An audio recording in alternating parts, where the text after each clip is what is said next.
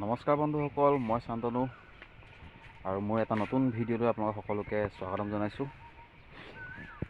আজি মই আপোনালোক ক'ব বিচাৰিছোঁ জাতিলাও অকণমান খেতি কৰিছোঁ, তাৰ বিষয়ে অলপ জাতিলাও খেতি কেনেকৈ প্ৰডাকশ্যন বঢ়াব পাৰি, কেনেকৈ কি কৰিলে কি হয়, তাৰপৰা জাতিলাও কাটিং অকণমান কম, কাটিং কি কৰিব লাগে, তাৰপৰা কি দৰৱ মাৰিলে জাতিলাও গুটি নপচে, এনেকুৱা ধৰণৰ কিছুমান কথা।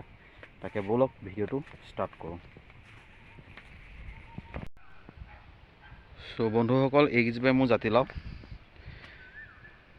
দেখিছে কি ধুনীয়া চেহেৰা হৈছে জাতিলাও কেইজোপাৰ। ইয়াৰ মূলতে হৈছে মই খুব অলপ জাবৰ জোঁথৰ দি অলপ গোবৰ চোবৰ দিছোঁ, আৰু এইকেইদিন বৰষুণ পোৱাৰ কাৰণে পানীটো ঠিকমতে পাইছে, সেইকাৰণে চেহেৰাটো বহুত ধুনীয়া হৈছে জাতিলাও কেইজোপা। আপোনাৰ জাতিলাও কেইজোপাৰ মেইন কথাটো হৈছে জাতিলাও যেতিয়া চাঙত উঠে, প্ৰথম যেতিয়া চাঙত উঠিব আপোনালোকে কাটিং কৰিব লাগিব। আপোনাৰ কাটিংটো মই একচুৱেলি ভিডিঅ' কৰা নহ'ল, মই আপোনাক দেখুৱালোহেঁতেন, মই আপোনাক দেখুৱাম বাৰু কেনেকৈ কাটিং কৰিব লাগে। জাতিলাওজোপা যদি কাটিং নকৰে তেতিয়াহ'লে প্ৰডাকশ্যন নেপায়, খুব বগাই থাকিব, কিন্তু প্ৰডাকশ্যনটো একদম কমি যাব। এতিয়া কলি আহিছে, চাওক এইবোৰ খুব ঘনকৈ আহিছে কলি, দেখিছেনে? এইবোৰ চব কলি, ইমানটো কলি হৈছে। আজি আপোনাৰ এই জাতিলাওজোপা বয়স হৈছে 40 দিনৰ ভিতৰা হৈছে জাতিলাওজোপা। দেখিছেনে? এইবোৰ কলি আহিব ধৰিছে, আৰু ইমানটো হৈছে, কিছুমান সৰু কলি আহিছে। মাজতে অকণমান বেমাৰ এটা লাগিছিলে, সেইটো কাৰণে অকণমান কলি ৰখাত দিগদাৰ হৈছে, কিন্তু সেই কলি ৰখাও দৰৱ আছে। মই মৰা নাছিলোঁ, কিন্তু এতিয়া মাৰিলোঁ। কলি ৰখাও দৰৱ আছে, বুজিছে? কলি আহিছে কেনেকৈ, এতিয়া খুব ঘনকৈ কলি মাৰিব। প্ৰথম চাত অকণমান কলিটো কম আহে, এতিয়া প্ৰথম লাগিছে, এই চাত প্ৰথম লাগিব, ছেকেণ্ড চাতত ইয়াৰ কলিৰ ঘনত্বটো একদম বাঢ়ি যাব। এইবোৰ দেখিছেনে কলি, এইবোৰ দেখিছে কলি আহিছে, এইবোৰ কলি ৰৈ যাব, এইবিলাক কলি ৰৈ যাব। মাজতে ৰোৱা নাছিলে। আপোনালোকক এটা কথা কৈছোঁ, ৰ'ব, এতিয়া আছে দুটামান কলি তেনেকুৱা, যি কলি পচি যায় তেতিয়া কি কৰিব লাগে মই কৈছোঁ আপোনালোকে। এইকেইটা আছিলে ক'ৰবাত,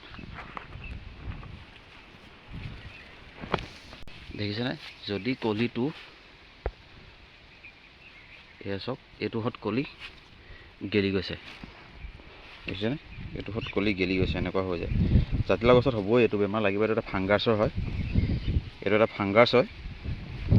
এনেকুৱা যদি হয় আপোনাৰ গছজোপা, যদি এটা দুটা হ'লে একো নাই, একো প্ৰব্লেম নাই, কিন্তু যদি বেছিকৈ লাগে, মোৰ বেছিয়ে হৈ গৈছিলে অলপ কলি গেলাটো, এতিয়া মোৰ কলি গেলাটো একদম নাইকিয়া হৈ গৈছে। এইটো দুই এটা আছে, তথাপিতো আৰু একবাৰ দৰৱ মাৰিলে ঠিক হৈ যাব।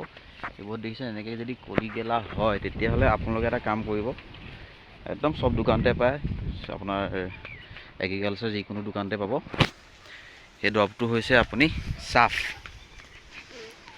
চাৰ্ফৰ সৰু পেকেট এটা আনি আপোনাৰ 1 পেকেট 16 লিটাৰ পানীত মিলাই আপুনি স্প্ৰে কৰি দিব। স্প্ৰেটো পৰাপক্ষত সন্ধিয়া লগা টাইমত কৰিব। সন্ধিয়া লগা টাইমত কৰিলে পাৰফেক্ট কাম কৰিব। আৰু স্প্ৰেটো কৰাৰ পিছত আপুনি ইয়াৰ কলিও বাঢ়িব, কলি সংখ্যাও বাঢ়িব, আৰু গছজোপাও অলপ ভিটামিনৰো কাম কৰে, দুইটাই কাম কৰিব। তো বন্ধুসকল, মোৰ আৰম্ভ হৈছে আৰু কলি মাৰিবলৈ, তাকে আপোনালোকক দেখুৱালোঁ। এয়াই হৈছে মোৰ খেতি জাতিলাও, আৰু আপোনালোকক দেখুৱাই যাম জাতিলাও। এইফালে ৰঙালাও খেতি কৰিছোঁ, পাৰ্ট বাই পাৰ্টকৈ দেখুৱাই যাম কি হৈছে কি নাই হোৱা খেতিবিলাকত, চব দেখুৱাই যাম। তাকে আপোনালোকে যাতে মোক ছাপোৰ্ট কৰে। আজিলৈ ধন্যবাদ।